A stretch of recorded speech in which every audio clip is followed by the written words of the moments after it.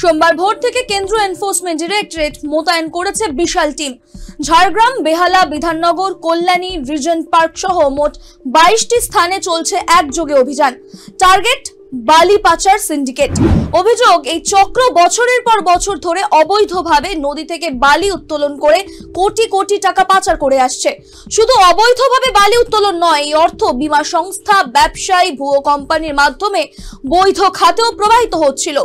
জানা যাচ্ছে, শেখ জাহিরুল নামক একটি ব্যক্তি, যিনি একসময় ভিলেজ পুলিশ হিসেবে দায়িত্ব পালন করছেন, বর্তমানে এই সিন্ডিকেটের অন্যতম বড় চালক। ইডির দাবি, তাদের হাতে রয়েছে একাধিক স্থির প্রমাণ, ব্যাংক স্টেটমেন্ট, পলিসি কপি, নথিপত্র। এই তথ্যগুলো বিশ্লেষণ করে সিন্ডিকেট ভাঙা হচ্ছে। এটির তরফে বলা হয়েছে, এটি একেবারে আইনানুগ অভিযান। তবে রাজনৈতিক মহলে শুরু হয়েছে চাপা গুঞ্জন। কেউ বলছে এটি রাজনৈতিক প্রতিহিংসা, আবার কেউ বলছে এটি দেশের জন্য দরকারি কঠোর পদক্ষেপ। আজকের প্রতিবেদনে এটির অভিযান নিয়েই বিস্তারিত বিশ্লেষণ করব। প্রথমেই বলবো সিন্ডিকেট কিভাবে কাজ করছে সেই বিষয়।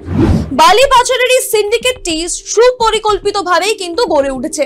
প্রথম পর্যায়ে এই অবৈধভাবে নদী থেকে বালি উত্তোলন হচ্ছে। এরপর ভূমিকা আসে ভুয়ো কোম্পানিগুলির। একাধিক ব্যবসায়ী মিলে তৈরি করেছে এই একাধিক ভুয়ো কোম্পানি, যাদের নামে নথি তৈরি হয়, পলিসি দেওয়া হয়। মিথ্যে পলিসির মাধ্যমে কোটি কোটি টাকা লেনদেন করা হয় এবং তারপরেই বীমা সংস্থা এই সিন্ডিকেটের অপরিহার্য অংশ হয়ে ওঠে। অভিযোগ উঠছে, তারা শুধুমাত্র ব্যবসায়ী নয়, সিন্ডিকেটের সঙ্গে চুক্তিবদ্ধ হয়ে অর্থ পাচারে সহায়তা করেছে। এরই সূত্রে জানা গেছে, একাধিক বীমা পলিসি তৈরি করে লেনদেন চালানো হয়। এরপর ব্যবসায়ীরা এই পলিসির আওতায় প্রিমিয়াম জমা দেয়। পরবর্তীতে প্রয়োজনীয় সময় ক্লেম দাবি করে অর্থ উত্তোলন করা হয়। পুরো প্রক্রিয়াটা এতটাই পরিপাটি, এতটাই সূক্ষ্ম যে বছরের পর বছর এই ব্যবসা চালানো সম্ভব হয়ে এসেছে। এখন ইডির হাতে এসে পড়েছে স্পষ্ট নথিপত্র, ব্যাংক স্টেটমেন্ট, পলিসি কপি, কোম্পানির খতিয়ান, সবকিছু মিলিয়ে তদন্ত চলছে। এই অভিযানে উঠে এসেছে শেখ জাহিরুল বলে এক ব্যক্তির নাম। জানা যাচ্ছে, একসময় ভিলেজ পুলিশ হিসেবে দায়িত্ব পালন করলেও বর্তমানে অভিযোগ উঠছে তিনি এই সিন্ডিকেটে অন্যতম বড় চালক। গোপীবল্লভপুর নয়া বসানে তার বাড়ি থেকেই ইডি তল্লাশি শুরু করেছে।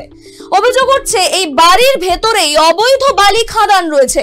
তদন্তকারীরা বলছেন, শুধু বাড়ি নয়, অফিস এবং গাড়িতেও চলছে নথি, ব্যাংক স্টেটমেন্ট, কম্পিউটার খতিয়ে দেখা। প্রাথমিক তথ্য অনুযায়ী শেখ জাহিরুল ভুয়ো কোম্পানি গড়ে তুলে সিন্ডিকেট চালাচ্ছেন। প্রায় 1 যুগ ধরে এই ব্যবসা পরিচালনা করছেন তিনি। স্থানীয় প্রশাসন, ব্যবসায়ী, বীমা সংস্থা সব মিলিয়ে একটা অপরাধমূলক সিস্টেম গড়ে তোলা হয়েছে। এই ব্যক্তি শুধু যে বালি পাচার, শুধু তাই নয়, বহু কোটি টাকার নথি তৈরি করে পিছনেও কিন্তু গভীরভাবে অবৈধ লেনদেন চালিয়ে এসেছে।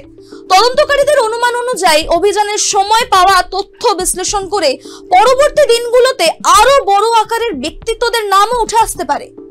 এই সিন্ডিকেট যে শুধুমাত্র বালি পাচার তা কিন্তু নয়, এর পেছনে রয়েছে বীমা সংস্থা এবং বড় ব্যবসায়ীদের যুক্ত হওয়া। অভিযোগ, সিন্ডিকেট মিথ্যা বীমা পলিসি তৈরি করে কোটি কোটি টাকা পাচার করে। ইডির হাতে এসেছে বিভিন্ন বীমা সংস্থার সঙ্গে চুক্তিপত্র, নথিপত্র, প্রিমিয়াম জমা দেওয়ার কাগজপত্র। সূত্রের খবর, মূল চালকেরা এই মিথ্যা পলিসি বানিয়েছেন। পরবর্তীতে পলিসির আওতায় প্রিমিয়াম জমা পড়েছে। পরে অবৈধ অর্থ লেনদেনের মাধ্যমে ক্লেম করা হয়েছে। তদন্তকারীরা বলছেন, সূক্ষ্মভাবে সাজানো হয়েছে এই পলিসি। তারপরে ক্লেম হওয়ার পরে প্রক্রিয়া দীর্ঘদিন ভাবে নির্বিঘ্নে চলেছে। অনিয়মও হয়েছে। তবে এই নথিপত্র স্পষ্ট নির্দেশ করে দিচ্ছে অন্য কথা। কেন্দ্রীয় তদন্তকারী সংস্থা বলছে, এই সিন্ডিকেট শুধু অর্থ পাচারে নয়, সরকারি প্রকল্পের অর্থ পাচারের সঙ্গেও জড়িত। এমনকি কন্ট্রাক্ট অর্পণ, সরকারি নথিপত্রেও গোপন সম্পৃক্ততা পাওয়া গেছে। একাধিক ব্যবসায়ীর নাম উঠে আসছে যারা সরাসরি এই চক্রেরই অংশ। অপরদিকে অবৈধ বালি উত্তোলনের পরিণতিও কিন্তু একেবারেই ভয়াবহ। নদী প্রবাহ বদলাচ্ছে, মাটি খসে যাচ্ছে, নদীর পলিমাটি নিচে নেমে যাচ্ছে। ঝাড়গ্রাম, বেহালা, কল্যাণী সব জায়গাতেই পরিবেশগত ভারসাম্য কিন্তু একেবারেই বিপন্ন। মৎস্যজীবী, কৃষক, স্থানীয় মানুষের জীবন ব্যবস্থা একেবারেই দুর্বিষহ। বিশেষজ্ঞরা জানাচ্ছেন, আগামী দশকে ভয়াবহ পরিস্থিতি হতে চলেছে। সিন্ডিকেট ভাঙাই কিন্তু নয়, পরিবেশ সংরক্ষণের জন্যও কিন্তু এটি গুরুত্বপূর্ণ। তল্লাশির পাশাপাশি নদীর জল, মাটি এবং যে সংলগ্ন এলাকা খুঁটিয়ে যাচাই করা হচ্ছে। স্থানীয় পরিবেশ সংগঠন বলছে দীর্ঘদিন ধরে চলা এই যে অবৈধ বালি উত্তোলনের কারণে জলস্তর নিচে নেমে যাচ্ছে। প্রশাসন বলছে এই অভিযান জীবিকার ক্ষতি নয়, শুধুমাত্র যে জীবিকার ক্ষতি করছে তা কিন্তু নয়, পরিবেশ এবং দেশের স্বাস্থ্য রক্ষার উদ্দেশ্যেও জরুরি।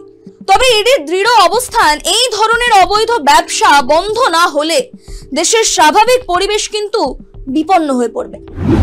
দেশের মাটি থেকে অবৈধভাবে কোটি কোটি টাকা পাচার করে আসছিল এক গভীর ষড়যন্ত্র।